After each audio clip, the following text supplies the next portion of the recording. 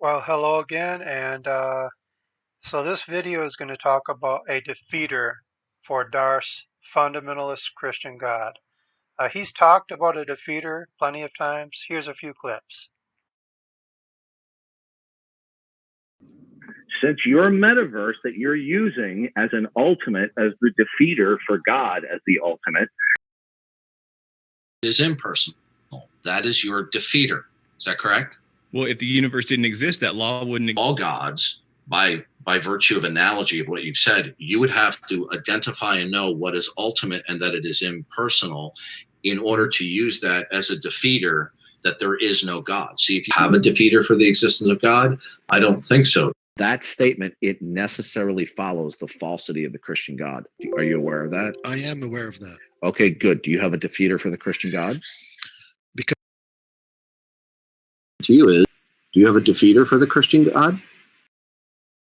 Okay, now you're going to hear in the next clip, this is a conversation that Darth had with a group of people, and he mentioned these, what he called the 5 pillars. It's a type of knowledge, and he included basic cognitive reliability, laws of logic, and he also included the uniformity of nature. Okay, here's that clip. Well, here's the bottom line, since you're not familiar with these concepts. One cannot defend that their basic memory capacity and their basic sense perceptions. From a purely philosophical point of view, everyone would have to assume it because there is no way to demonstrate it. So these are 4 things that are pillars in order for you to be able to rationally explain the universe. The uniformity of nature, the reliability of your basic cognitive reasoning, the reliability of your sense perception, and the basic reliability of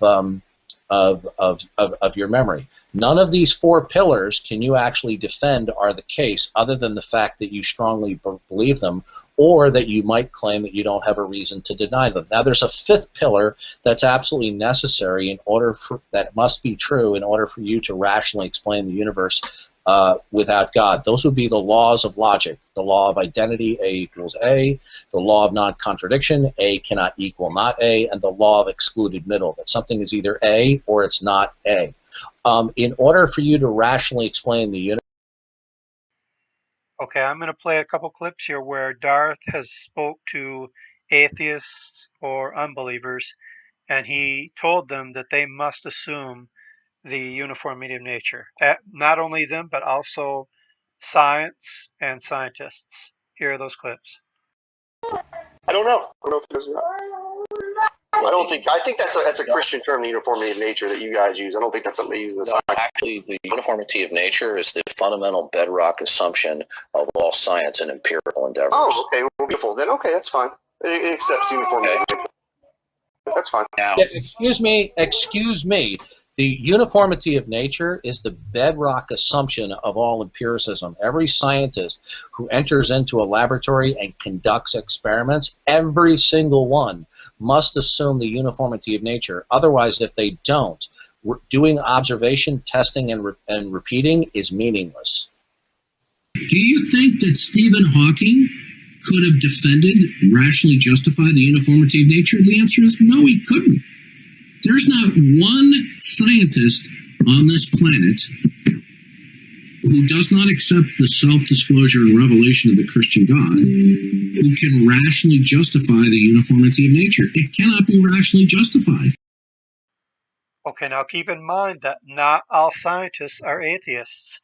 There are also Christian scientists. So he said all scientists must assume the uniformity of nature. Okay, now Darth has also said on more than one occasion that assumptions are not knowledge. Okay, here's one of those clips.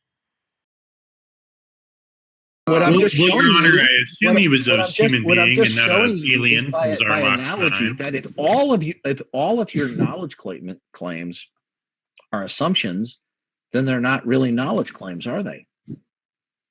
Okay. Okay, now Darth has told people several times about a defeater for the Christian God. Darth has said that if this particular knowledge, this cognitive reasoning, the uniformity of nature, anything that's in the category of those 5 pillars, and also the laws of logic, if they are actually assumptions, that would be a defeater for the Christian God. Here are a few of those clips. Okay? He was made in the image of God. Okay? There were certain baseline cognitive functioning that was providentially endowed, that God endowed Adam and Eve with, and were passed on through biological reproduction. Okay? Now, if these basic mental states are a providential endowment, then by definition, they're not assumptions. Now, okay, listen carefully. Now, if they are indeed assumptions, then it follows necessarily that those basic mental states are not providential endowments by the God of the Bible, which means the God of the Bible, and necessarily entails the God of the Bible doesn't exist. Now, I will ask you. Well, Here, just let Sly and Darth talk. We're simply critiquing, what you're saying. So when you declare that my stipulation of the revelation of the Christian God, that God has communicated with man, he's condescended, he's revealed himself ultimately through Jesus Christ, and I stipulate that, and you say that's an assumption, the implicit idea there is that it doesn't have a justificatory path. And if there's not a justificatory path, then it necessarily follows the falsity of the Christian God. So my question to you, state that there's causality and a uniformity of nature. Okay? Now, in the Christian worldview, not that you accept it, but in the Christian worldview, would those basic mental states be providentially ordained by God? I don't want to speak from a worldview that I don't hold anymore, but yeah, I would assume so. And I think you would. Okay, good. So therefore, by definition, from within the Christian worldview, they would not be assumptions. So if you state that those mental states where we hold to causality and the uniformity of nature are indeed only assumptions, that's a de facto declaration that the Christian worldview is false. Okay, now remember, Darth was speaking from the Christian worldview when he made that statement. Okay, now listen to this.